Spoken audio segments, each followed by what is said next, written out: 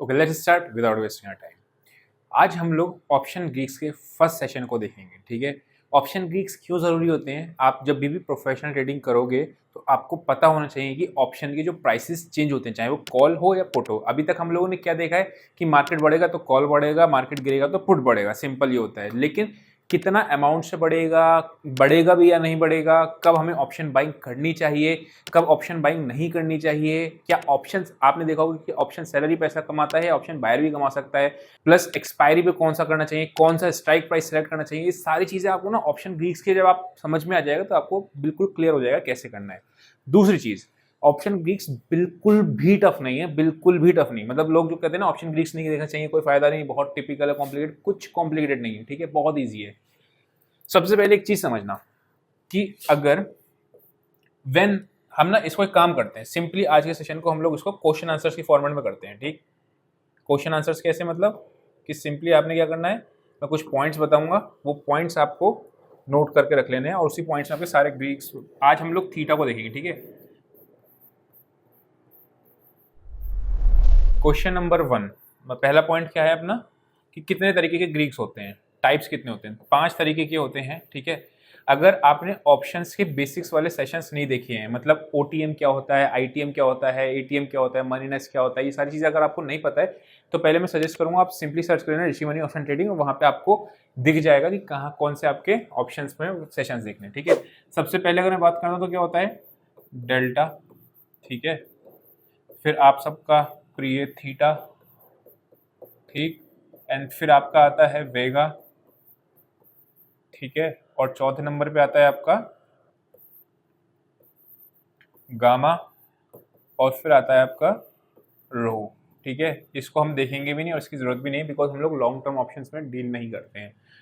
ये 4 होते हैं। आज हम लोगों को करेंगे थीटा। नाउ थीटा लोगों को बस इतना पता है कि थीटा का मतलब time value and that's it. ठीक है, इतना ही नहीं होता है, इस सब में बहुत सारे क्वेश्चंस आपके क्लियर होने चाहिए, क्योंकि अगर आपको पता होना चाहिए कौन सी एक्सपायरी का ऑप्शन को बाय करना है, कौन सी ऑप्शन की एक्सपायरी का थीटा जल्दी डीके होता है, क्या होता है। ठीक है, सबसे पहले थीटा होता क्या है? थीटा क्या होता है आपका? टाइम वैल्यू, मतलब कितना किसी भी पर्टिकुलर ऑप्शन में, जो हम लोगों ने देखा है अभी 19750। ठीक है, 19750 का सीई का रेट चल रहा है आपका 86 रुपीज़ का, और पीई का रेट चल रहा है आपका 97 रुपीज़ का। तो इसमें कितना थीटा है और कितना इंट्रिंसिक वैल्यू? अगेन अगर इंट्रिंसिक वैल्यू थीटा नहीं आता तो मैंने हाउ टू कैलकुलेट प्रीमियम आता है, वो जाकर आप चेक कर लेना, उसमें आपको मिल जाएगा। तो थीटा जो होता है वो आपका टाइम वैल्यू है। ठीक है, एक चीज इसमें ध्यान रखना कि कितने टाइम से ये डिके होता है। मतलब लेट्स से इसका चार्ट ना कुछ इस तरीके से, गूगल का चार्ट ढूंढ के एडिटर आपको लगा भी देगा। क्या दिखता है यहाँ पे आपका टाइम है, ये आपका टाइम 1 2 दिन 4 दिन 7 दिन आपके एक्सपायरी पे। लेट्स से 7 डेज, 6 डेज बचे एक्सपायरी को, 5 डेज बचे, 4 डेज बचे, 3 डेज बचे, 2 डेज बचे, 1 डे बचे। ये थीटा का अमाउंट है। लेट्स से यहाँ पे आपका 100 रुपीज का थीटा है, ये जीरो होगा ही होगा एक्सपायरी पे। हर एक थीटा जितना भी है, ठीक है, वो सर आपका जीरो होना ही होना, चाहे कुछ भी है, टाइम वैल्यू कुछ नहीं बचेगी किसी भी ऑप्शन में। इसलिए आपने देखा होगा 80% of the option expire worthless. Correct, यहाँ पे मुद्दा वो नहीं, मुद्दा समझाने का ये है कि जो थीटा है आपका, ये 100 रुपीज का ना, अब लेट्स से 7 डेज है। ठीक है, तो 7 डेज में आपका ये 10 डेज मान लो कैलकुलेशन आसान करने के लिए, जब 10 डेज है तो कहने का मतलब होना चाहिए कि 10 दिन में हर दिन 10 रुपए का थीटा घटना चाहिए। ऐसा नहीं होता। ठीक है, क्यों नहीं होता? जितना एक्सपायरी से दूर होता है, अभी ये पॉइंट नोट कर लेना, जितना एक्सपायरी दूर होती है, मतलब फार एक्सपायरी होती है, उतना थीटा का घटने का अमाउंट स्लो होता है। मैंने क्या बताया, 100 रुपए का थीटा तो एक्सपायरी तक जीरो होगा, लेकिन ऐसा नहीं होगा कि डेली 10 कटेगा। क्या होगा, यहाँ से ये रिड्यूस होता जाएगा होता जाएगा होता जाएगा होता जाएगा, और यहाँ पे एकदम से ग्राफ, यहाँ से इस तरीके से ग्राफ बनता है। कैसा? इस तरीके से, इस तरीके से। मतलब क्या है, ये जो लास्ट के डेज है ना, इसमें थीटा बहुत फास्ट डिके होता है। उसमें भी हम लोग ध्यान चीज, इसमें से पॉइंट नोट करने वाली चीज है। अब मैं पॉइंट्स ना नोट कराता रहूंगा, यहाँ पे आप अपने उसको नोट करते रहना। ठीक है, एक्सपायरी पे जब भी आप कर रहे हो फर्स्ट हाफ में, आपको पता है कि एक्सपायरी पे सारे ऑप्शन जीरो थीटा का होगा, मतलब थीटा खत्म हो जाएगा सारा एक्सपायरी में। तो क्या होगा, लोग गलती कहां पे करते हैं, मॉर्निंग में ऑप्शंस बाय करने चले जाते हैं। ट्रेड बनता है उनका इस एक्सपायरी पे, मतलब लेट्स से आज एक्सपायरी है और मैं आज ही का ऑप्शन को बाय कर लेता हूं। तो पॉइंट नंबर 1 क्या निकल के आता है, एक्सपायरी अगर आज है तो एक्सपायरी के दिन मॉर्निंग में आपको ऑप्शंस को बाय नहीं करना है। ठीक है, एक्सपायरी पे अगर करना ही है आपको सेटअप पे ट्रेड बनना है तो नेक्स्ट एक्सपायरी को चूज करो, पहला पॉइंट, ठीक है। दूसरा पॉइंट क्या है कि एक्सपायरी अगर नेक्स्ट करनी है आपको होल्ड कितने टाइम के लिए करना है, मतलब इससे निकल के आता है कि पहले स्ट्राइक प्राइस समझो कि कैसे स्ट्राइक प्राइस को आपको सेलेक्ट करना है।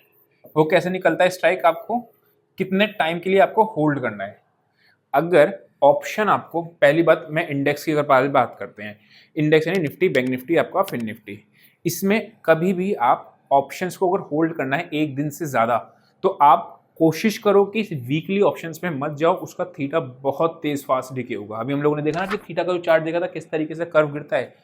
दूसरी चीज़ क्या है, अगर आप लेट्स से 1 आवर के लिए कर रहे हो, कभी कभी हम लोग मैक्सिमम 1 आवर मतलब 20 मिनट्स 30 मिनट्स के लिए आप कर रहे हो, 10 मिनट ब्रेकआउट या ब्रेकडाउन पे ट्रेड करते हो, जैसे आप लेट्स से फॉल्स ब्रेकआउट या फॉल्स ब्रेकडाउन पे ट्रेड करते हो, तो उस केस में आपने trade maximum 30 minutes 45 minutes scalp करते हो, तब आप ओटीएम चूज करो। अच्छा, ओटीएम में भी फार ओटीएम पे नहीं जाना। फार ओटीएम पे क्यों नहीं जाना, बिकॉज वो बढ़ेगा ही नहीं, उसमें डेल्टा का इंपैक्ट आएगा। हम डेल्टा जब नेक्स्ट सेशन में देखेंगे तो हम डेल्टा के बारे में पढ़ेंगे, उसमें देखेंगे। एक चीज़ और है, देखो मैंने इंट्राडे की एक वीडियो बनाई थी, 3.5 घंटे की वीडियो है और तकरीबन 10 से 11 दिन मेरे को लगे थे उस वीडियो को बनाने में। क्यों? क्योंकि मैं उसमें कॉन्सेप्ट सारे आपको लाइव मार्केट के थ्रू समझाना चाहता था। लेट्स से मुझे फॉल्स ब्रेकआउट या फॉल्स ब्रेकडाउन का कॉन्सेप्ट समझाना है, तो मुझे ना ऐसा नहीं कि प्रीवियसली डेटा पे दिखाना है, वही कॉन्सेप्ट लाइव मार्केट में कैसे काम करता है वो दिखाना था। तो मुझे उस वीडियो को बनाने में बहुत टाइम लगे ना। वही सेम वीडियो या फिर वही सेम आपको जो 3.5 घंटे को अगर मैं पार्ट्स में डिवाइड कर देता हूँ और मैं उसको आराम से कोर्स में डाल के बेचता, 5,000 10,000 रुपये में आराम से कोर्स में बिकता है, ठीक है। होता क्या है, अब यहाँ पे जैसे मैंने आपको, अभी मैं नेक्स्ट सेशन डेल्टा का दे रहा हूँ, अब वहाँ पे वो वीडियो मेरी नहीं चली, मतलब लोगों ने नहीं देखा उसको, या फिर जो भी व्हाट्सएवर रीजन है। एक्चुअली क्या होता है, यूट्यूब की एल्गोरिथम कहती है आप लाइक कमेंट करोगे तो इंगेजमेंट बढ़ता है, तो यूट्यूब उसको सजेस्ट ज़्यादा करता है। अगर मुझे मोटिवेशन वो नहीं मिलेगा तो ऑब्वियस सी बात है फिर मैं कोर्स में डालूंगा। सेम चीज़ है, अगर मैं सेशंस बना के मेहनत करता हूँ, अगर ये सब चीज़ें बना रहा हूँ, तो अगर मेरे को वो चीज़ें, मोटिवेशन फैक्टर होता है ना कि लोग देख ही नहीं रहे हैं या फिर लोग पसंद नहीं कर रहे हैं या फिर कुछ भी, आपको पसंद नहीं आता तो कमेंट में लिख दो कि ये चीज़ समझ में नहीं आई, कुछ भी चीज़ होती है, तो उससे क्या होता है ना, इंगेजमेंट बढ़ता है, यूट्यूब प्रमोट करता है। फिर मैं कभी भी ऐसा नहीं करता कि कोर्स वालों के लिए वीडियो अच्छी बनाऊं और यूट्यूब के लिए खराब बनाऊं, फ्री वालों के लिए अलग बनाऊं। जो भी मैं वीडियोस फ्री वालों के लिए उतनी ही शिद्दत से, उतनी ही मेहनत से बनाता हूं जो आपको कोर्स में बनाता हूं। तो आपने करना क्या है, सिंपली आपको एंगेजमेंट इंक्रीज करने के लिए लाइक कर सकते हो, कमेंट कर सकते हो, उससे क्या होगा, आपको भी क्वेश्चन से सॉल्व हो जाएंगे और दूसरा एंगेजमेंट इंक्रीज होगा। एनीवेज वापस आते हैं, डेल्टा वगैरह अगर नेक्स्ट सेशन में होता है मेरे को, तो मैं नेक्स्ट सेशन में आपको डेल्टा यूट्यूब पे डाल दूंगा, नहीं तो फिर ए टू जेड में जाएगा, ठीक है। आते हैं वापस से, ओटीएम पे क्या होता है, मैंने बताया ओटीएम पे आपको फार ओटीएम ही जाना, लेकिन अगर आपकी ये 1970-50 का एग्जांपल ले रहे हैं ना, मैं मार्केट में देख रहा हूँ तेजी, तो मैं 800 का भी ऑप्शन को चूज कर सकता हूँ, 19800 को। क्यों? सस्ता मिलेगा मुझे, आधे घंटे, मुझे पता है उसका रिजल्ट आधे घंटे में या तो एसएल होगा या टारगेट होगा, तो मैं बहुत शॉर्ट टर्म टाइम के लिए कर रहा हूँ, तो मैं ओटीएम को चूज कर सकता हूँ।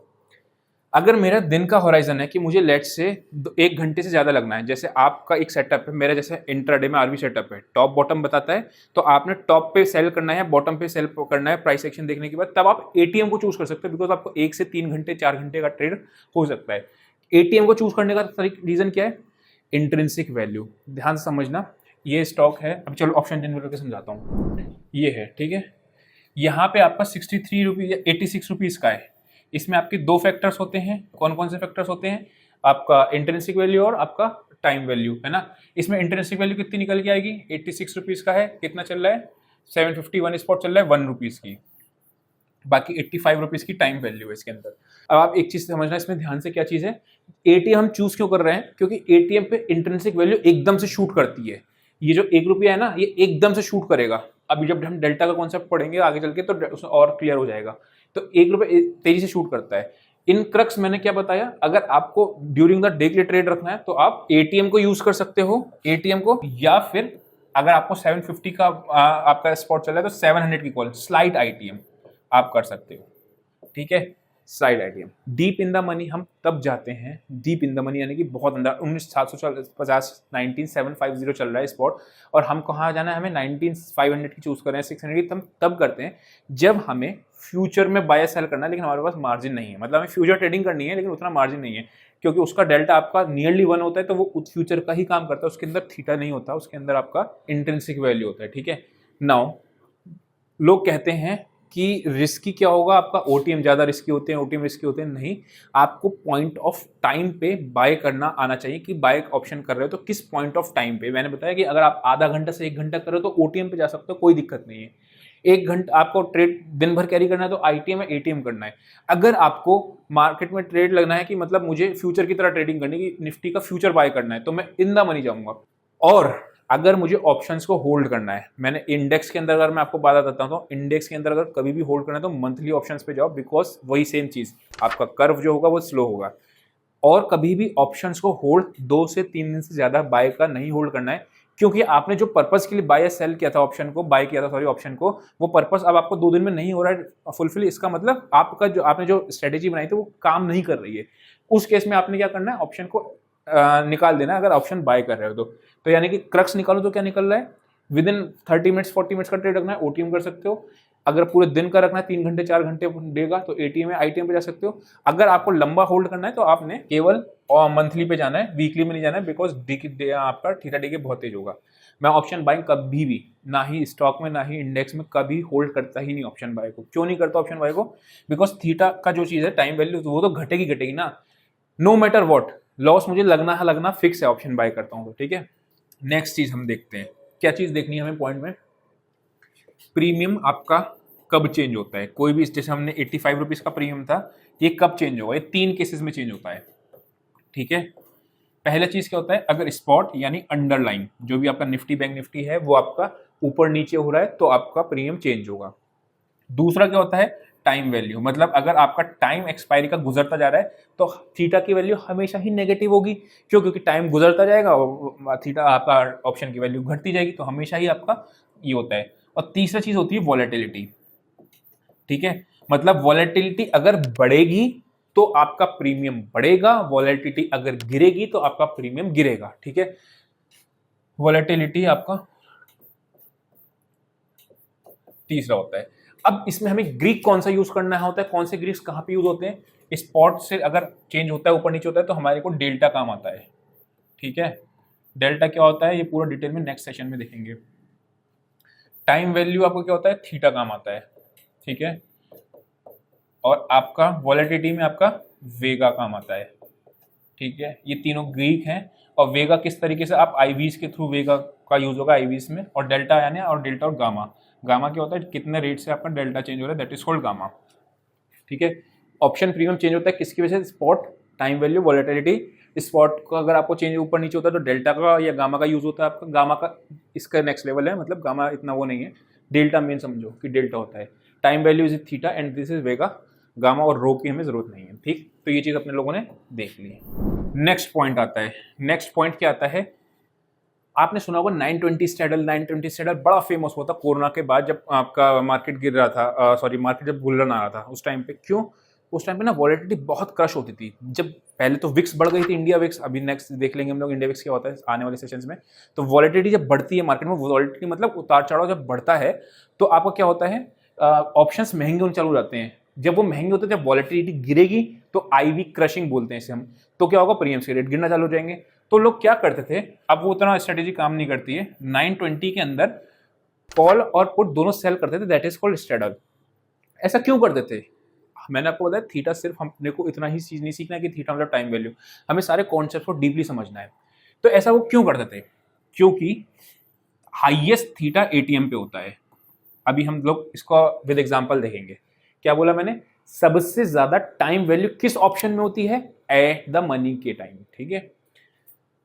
आईटीएम में आपकी कम होती है और ओटीएम में भी वेल होती है, मतलब ओटीएम पे भी आपका होता है लेकिन एटीएम से ज्यादा नहीं होता। और ओटीएम जितनी भी होती है उसमें सिर्फ और सिर्फ टाइम वैल्यू होती है, यानी कि सिर्फ और सिर्फ थीटा होता है ओटीएम के अंदर। अभी ऑप्शन चेन पे चल के समझेंगे, क्लियर हो जाएगा ये पॉइंट, इसमें आपको कम होता है। चलो चलते हैं, यहां पे आ गया मैं, ठीक है। ये ऑप्शन चिन्ह आ गई, ओटीएम क्या है, ये सारा ही आपका क्या होगा, थीटा, इसमें कोई भी इंट्रिंसिक वैल्यू नहीं है। ये सारा आपका कितना होगा, जो भी प्राइसेस है थीटा, यानी कि ये टाइम वैल्यू ही है, इन ऑप्शन कुछ नहीं है। ये है हमारा एटीएम 86 रुपीज। इस 86 रुपीज में हमारा 1 रुपए का इंट्रिंसिक वैल्यू है और 85 रुपीज का कैसे आया आपका थीटा, ये सारा कैलकुलेशन मैंने इस वाली वीडियो में दिखा दिया, जो आपको how to calculate option premium होता है, ठीक है। अब इसमें देखोगे आप 19600 का निकालते हैं, 183 का चल रहा है, इसमें टाइम वैल्यू कितनी आ रही है, पहले तो 183 है टोटल और 751 है, यानी 150 रुपीज़ की इंट्रिंसिक वैल्यू है, 33 रुपीज़ की टाइम वैल्यू है। इसका मतलब क्या है, सबसे ज़्यादा हमें जो हम लोग अभी पॉइंट प्रूव करना चाह रहे थे, सबसे ज़्यादा थीटा कहाँ होता है, 85 रुपीज़ पे। ठीक है, आते हैं वापस से अपने उस पर। तो मैंने क्या बताया था, 920 पे सबसे ज़्यादा टाइम वैल्यू वाले ऑप्शन को सेल करते थे वो लोग और फिर उसको एडजस्ट करना शुरू कर देते थे, लेकिन अब वो स्ट्रेटेजी काम नहीं करती है। और दूसरी चीज़ क्या है, वॉलेटिलिटी अभी क्या है ना, देखो ध्यान समझना, इस टाइम पे वॉलेटिलिटी लो चल रही है, राइट नाउ विक्स चल रही है अपनी 10। ठीक है, तो जो ऑप्शन सेलर है ना, आपके दिमाग में बड़ा क्वेश्चन आता होगा, थीटा हमारे फेवर में तो ऑप्शन सेलर बड़ा आराम से पैसा कमा लेता होगा। The answer is no. Option seller करने का मतलब ये नहीं था कि गारंटेड प्रॉफिट होने वाला है। मैं रीजन बताता हूँ उसका क्यों। आप जब ऑप्शन बाय करते हो ना, तो आपका रिस्क मैनेजमेंट और पोजीशन साइजिंग हमेशा गलत होती है। कभी आप 1000 क्वांटिटी उठा लोगे, कभी 500 उठा लोगे। ऑप्शन सेलिंग में रिस्क मैनेजमेंट वाला फैक्टर ना आपका खत्म हो जाता है, बिकॉज मार्जिन ज्यादा चाहिए होता है, आप चाहकर भी ज्यादा क्वांटिटी उठा ही नहीं सकते, इसलिए आपको लॉसेस कम लगते हैं उस केस में। इसलिए आपको लगता है कि ऑप्शन सेलर कंसिस्टेंट पैसा कमाता है। वेयरएज में अभी आपका एग्जांपल दे रहा था, जो वॉलेटिलिटी राइट नाउ अपनी इंडिया विक्स कितनी है, ऑप्शन सेलर जब चाहिए ना, ऑप्शन सेलर को इसका भी फायदा चाहिए कि मुझे ये वाला फायदा भी लेना है और ये वाला फायदा भी लेना है। थीटा तो होता ही है ऑप्शन सेलर में, इसलिए करता हूँ कि मेरे पास टाइम वैल्यू होती है, ये तो फॉर श्योर है, थीटा तो घटेगा ही घटेगा। लेकिन राइट नाउ विक्स चल रही है 10 पॉइंट समथिंग, तो मुझे वॉलेटिलिटी का फायदा नहीं मिल रहा। मतलब क्या होगा, ध्यान समझना, मैंने यही 85 रुपीज पे आपका शॉर्ट किया, ऑप्शन को कॉल को शॉर्ट किया, ठीक है 85 86 पे, चलो टाइम वैल्यू तो मुझे मिल रही है। लेकिन अगर ये वॉलेटिलिटी इंक्रीज कर गई तो ये घटेगा नहीं ऑप्शन, थीटा तो होगा माइनस, लेकिन वॉलेटिलिटी का जो पार्ट है ना ऑप्शन प्रीमियम के अंदर, वो पार्ट आपका इंक्रीज हो जाएगा, जिसकी वजह से मुझे फायदा नहीं होगा ऑप्शन सेल करने के बाद भी। और जब भी लो वॉलेटिलिटी होती है, ऑप्शन सेलर को नुकसान होता है, बिकॉज वॉलेटिलिटी उसके अगेंस्ट में जाती है। जब हम लोग डिटेल में समझेंगे वॉलेटिलिटी वेगा वगैरह सब चीज़ें, अगेन अगर मेरे को अच्छा मिलेगा रिस्पॉन्स तो मैं करूँगा, नहीं तो फिर मैं आपको A to Z में डाल दूंगा। थीटा में आपको समझ में आ गए सारे पॉइंट्स, ठीक है। तो फटाफट से एक बार हम लोग क्विकली रिवाइज कर लेते हैं हम लोगों ने क्या क्या देखा, ताकि हम लोग इसको समझ कर लें और क्रक्स देख लें, ठीक है। सबसे पहले हमने क्या देखा कि अपने पास 5 तरीके के ग्रीक्स होते हैं। हम लोग इसका एग्जांपल लेके चले थे 19750 का, जिसका कॉल का रेट 86 था, पुट का रेट 97 था। हमने देखा 5 तरीके के आपके ये होते हैं ऑप्शन ग्रीक्स, ठीक है। आज हम लोग थीटा के सेशन को देख रहे हैं। थीटा में हम लोगों ने क्या देखा कि ऑप्शन के एक्सपायरी के नजदीक थीटा डीके फास्टर होता है, ऑप्शन एक्सपायरी से जितना फार हो गए उतना थीटा डीके की स्पीड स्लो होगी, ठीक है। वो चीज़ ध्यान रखनी है। हमने एक चीज़ और देखी कि जब जिस दिन एक्सपायरी होती है थर्सडे वाले दिन, उस दिन आपको मॉर्निंग के अंदर ऑप्शंस को बाइंग नहीं करनी चाहिए सेम एक्सपायरी पे। क्यों? बिकॉज थीटा डीके बहुत फास्ट होता है, करना ही है तो नेक्स्ट एक्सपायरी में काम करना है। दूसरी चीज़ क्या है, इसका उलट भी होता है। जब मैं आपको अभी गामा समझाऊंगा ना, जब सेकंड हाफ आता है ना एक्सपायरी पे, तो आप ऑप्शन बाय भी कर सकते हो, बिकॉज बहुत तेजी से भागता है, गामा ब्लास्ट होता है, वो हम लोग गामा में समझेंगे। लेकिन अभी हम लोग जिसमें इतना समझना है वो चीज़ है। फिर हमने क्या देखा कि अगर आपको ट्रेड का टाइम ड्यूरेशन जल्दी के लिए करना है, आधा घंटा 1 घंटे के लिए करना है, तो आप ओटीएम को चूज कर सकते हो, वरना एटीएम और आईटीएम पे जाओ। डीप आईटीएम आप तभी चूज करते हो जब आपको फ्यूचर में ट्रेडिंग करनी होती है, ठीक है, मतलब वो फ्यूचर हो जाता है आपका। देन आता है आपको होल्ड हो गया, स्ट्राइक प्राइस आपको कैसे सेलेक्ट करनी मैंने बता दिया था, एक्सपायरी वाला हो गया। देन आपको प्रीमियम चेंज होता है, उसके पास 3 फैक्टर्स होते हैं। स्पॉट यानी कि अंडरलाइन ऊपर नीचे होगा तो प्रीमियम बढ़ेगा, अंडरलाइन ऊपर भागेगा तो कॉल बढ़ेगी, अंडरलाइन नीचे भागेगा तो पुट बढ़ेगी। टाइम वैल्यू आपको होता है थीटा होता है, जो हम लोगों ने देखा था सारा का 85 रुपीज़ का थीटा था। फिर हमने तीसरा फैक्टर था वॉलेटिलिटी का।